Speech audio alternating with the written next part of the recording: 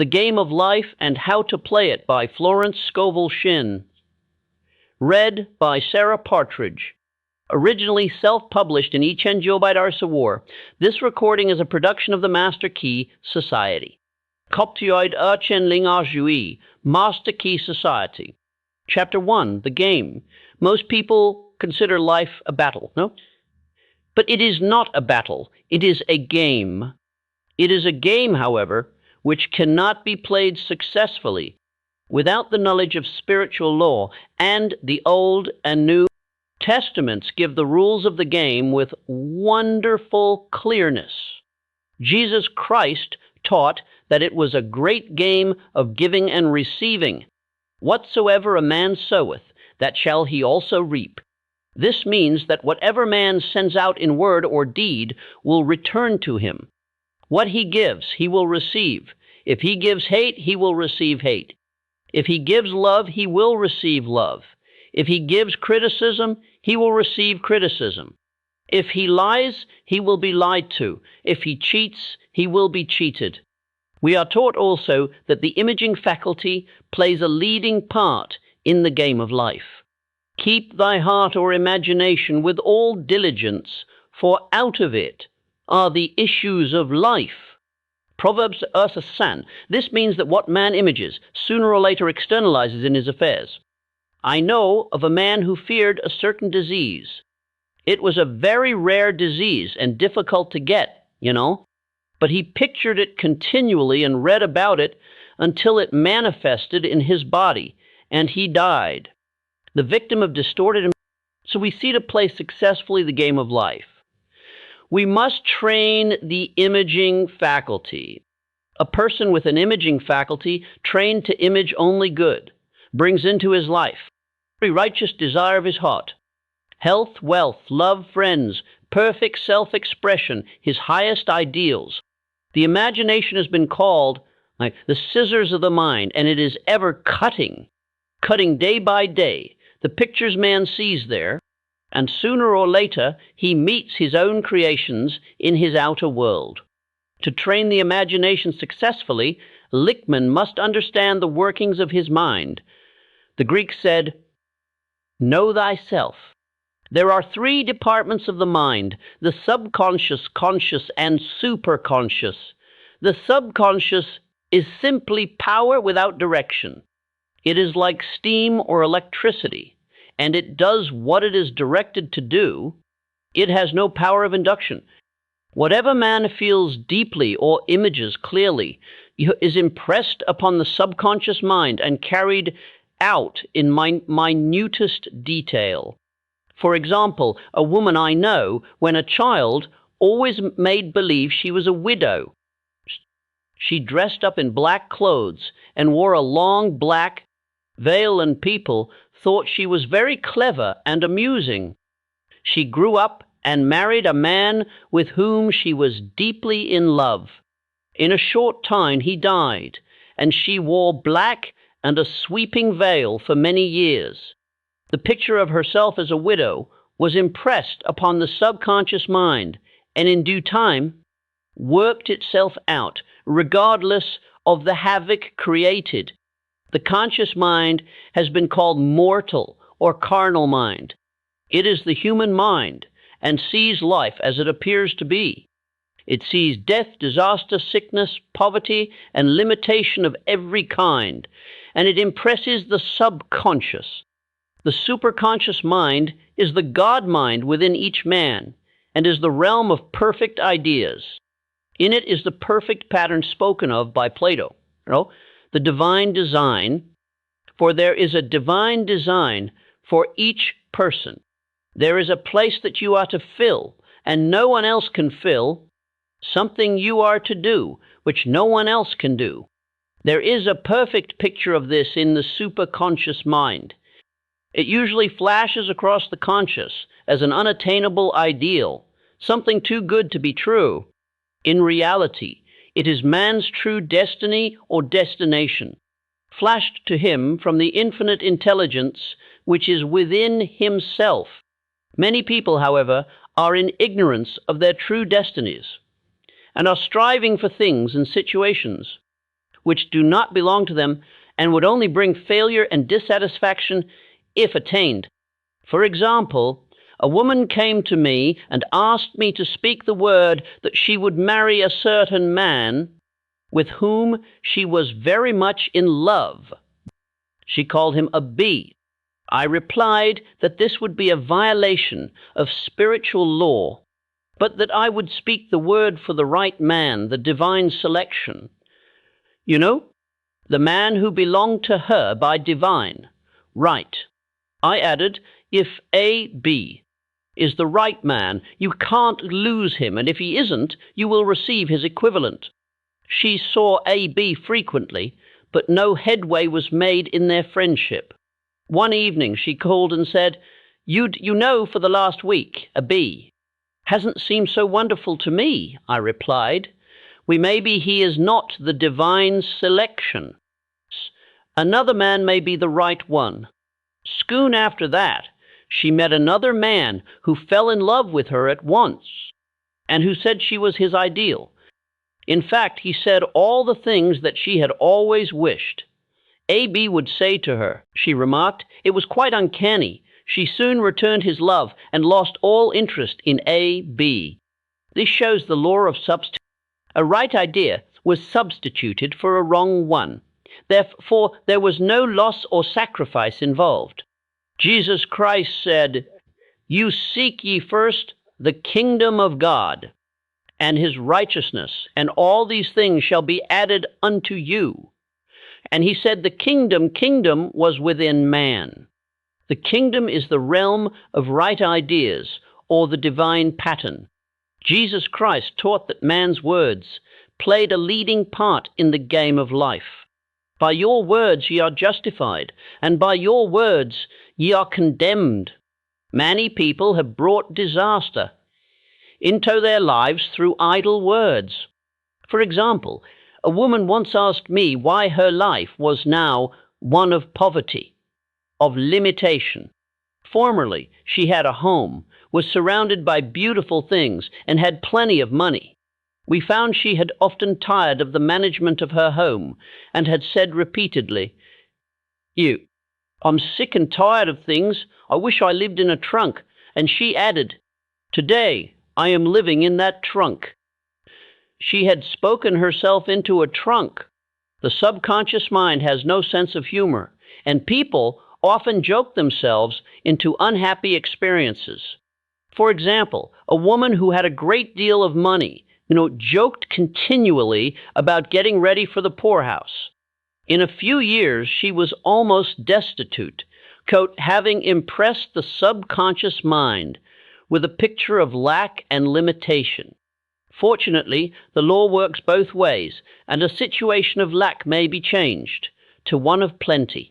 For example, a woman came to me one hot summer's day for a treatment for prosperity. She was worn out, dejected, and discouraged. She said she possessed just bottom line the world. I said, good, we'll bless the bab dollars and multiply them as Jesus Christ multiplied the loaves and the fishes.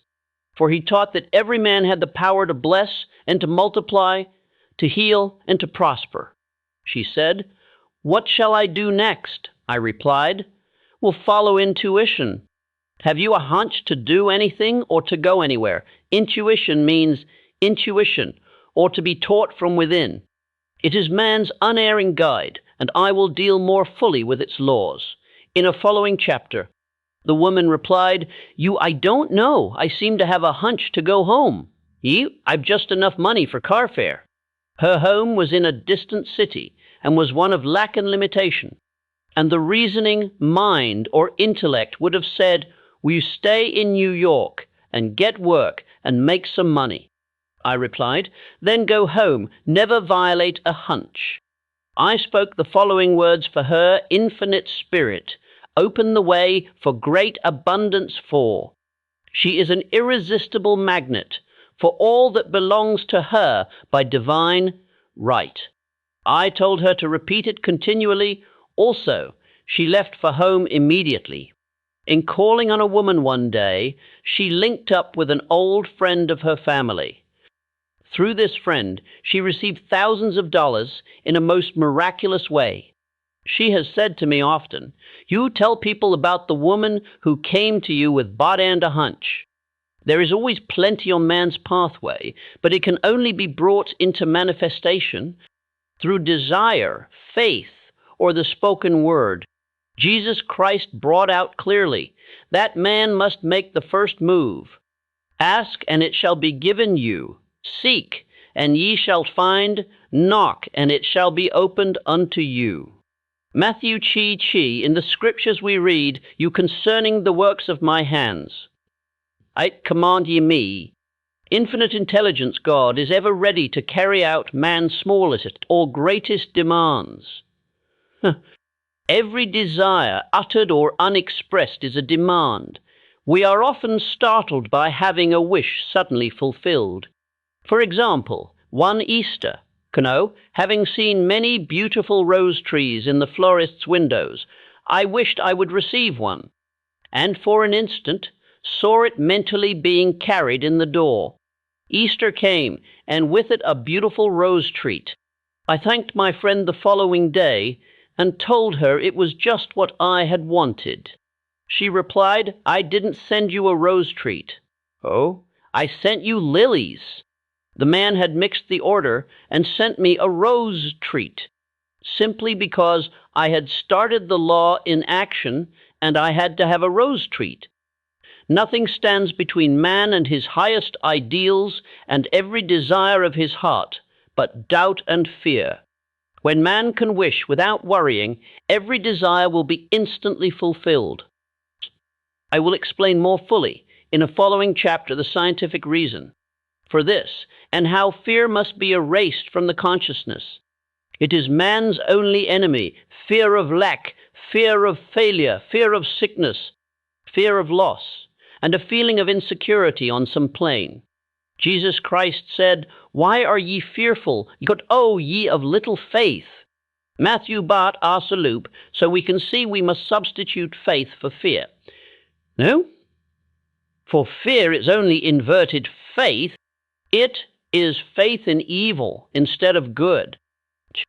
The object of the game of life is to see clearly one's good and to obliterate all mental pictures of evil. This must be done by impressing the subconscious mind with a realization of good. A very brilliant man who has attained great success told me he had suddenly erased all fear from his consciousness by reading a sign which hung in a room. He saw printed in large letters this statement, "Why worry? It will probably never happen."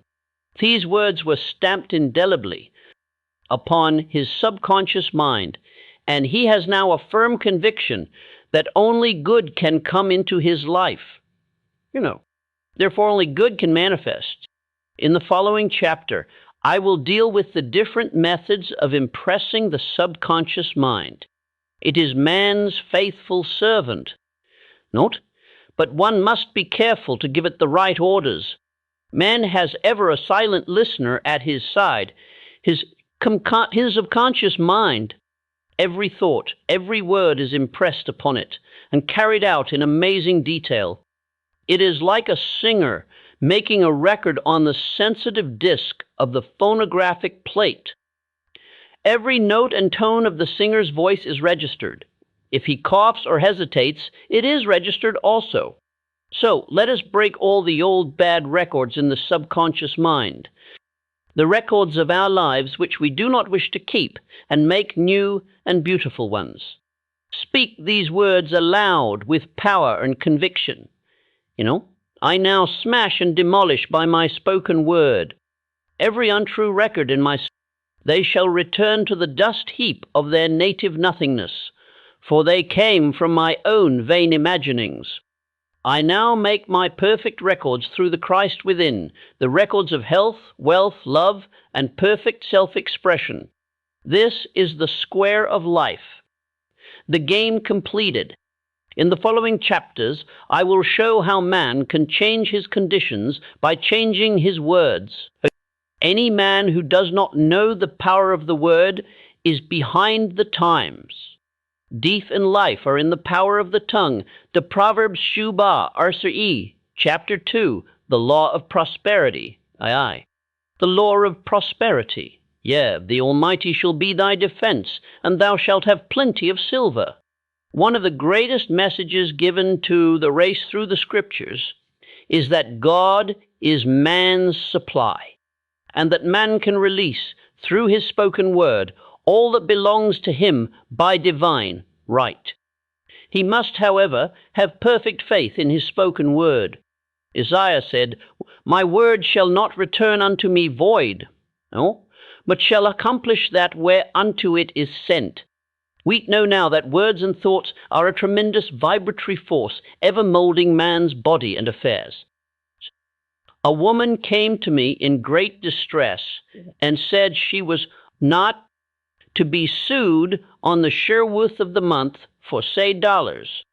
Ling, she knew no way of getting the money and was in despair. I told her God was her supply and that there is a supply for every demand. So I spoke the word. I gave thanks that the woman would receive sending at the right time in the right way. I told her she must have perfect faith and act her perfect faith. The surewith came, but no money had materialized. She called me on the phone and asked what she was to do. I replied, "It is Saturday, so they won't sue you today. Your part is to act rich, thereby showing perfect faith that you will receive it by Monday." She asked me to lunch with her to keep up her courage. When I joined her at a restaurant, I said, "This is no time to economize. Order an expensive luncheon." I tacked, "As if you have already received the $10. Ling, all things whatsoever ye ask in prayer, yut believing, ye shall receive." You must act as if you had already received. The next morning she called me on the phone and asked me to stay with her during the day. I said, "You know, you are divinely protected, and God is never too late." In the evening she phoned again, greatly excited, and said, "My dear, a miracle has happened. I was sitting in my room this morning, when the doorbell rang. I said to the maid, 'Don't let anyone in.' The maid, however, looked out the window and said, 'Yo, it's your cousin with the long white beard.' So I said, 'You call him back. I would like to see him.' He was just turning the corner when he heard the maid's voice, and he came back. He talked for about an hour, and just as he was leaving, he said, 'Oh, by the way, how are finances?' Hello. I told him I needed the money, and he said, 'Why, my dear, I will give you $10 the first of the month.' I didn't like to tell him I was going to be sued. What shall I do? I won't receive it till the first of the month, and I must have it tomorrow. I said, 'I'll keep on treating.' I said, 'You spirit is never too late.' I give thanks she has received the money on the invisible plane, and that it manifests on time. The next morning her cousin called her up and said, 'Come to my office this morning, and I will give you the money.' That afternoon, she had Sun Ling to her credit in the bank and wrote checks as rapidly as her excitement would permit. If one asks for success and prepares for failure, he will get the situation he has prepared for. For example, a man came to me asking me to speak the word that a certain debt would be wiped out. I found he spent his time planning what he would say to the man when he did not pay his bill, thereby neutralizing my words. He should have seen himself paying the debt. We have a wonderful illustration of this in the Bible, relating to the 3 kings who were in the desert without water for their men and horses. They consulted the prophet Elisha, who gave them this astonishing message, "You thus saith the Lord, ye shall not see wind, neither shall ye see rain, yet make this valley full of ditches." Man must prepare for the thing he has asked for when there isn't the slightest sign of it in sight. For example, a woman found it necessary to look for an apartment during the year when there was a great shortage of apartments in New York. It was considered almost an impossibility, and her friends were sorry for her and said, "Isn't it too bad you'll have to store your furniture and live in a hotel?" She replied, "You needn't feel sorry for me. I'm a Superman and I'll get an apartment." She spoke the words, "Infinite Spirit." He opened the way for the right apartment. She knew there was a supply for every demand and that she was unconditioned, working on the spiritual plane, and that one with God is a majority.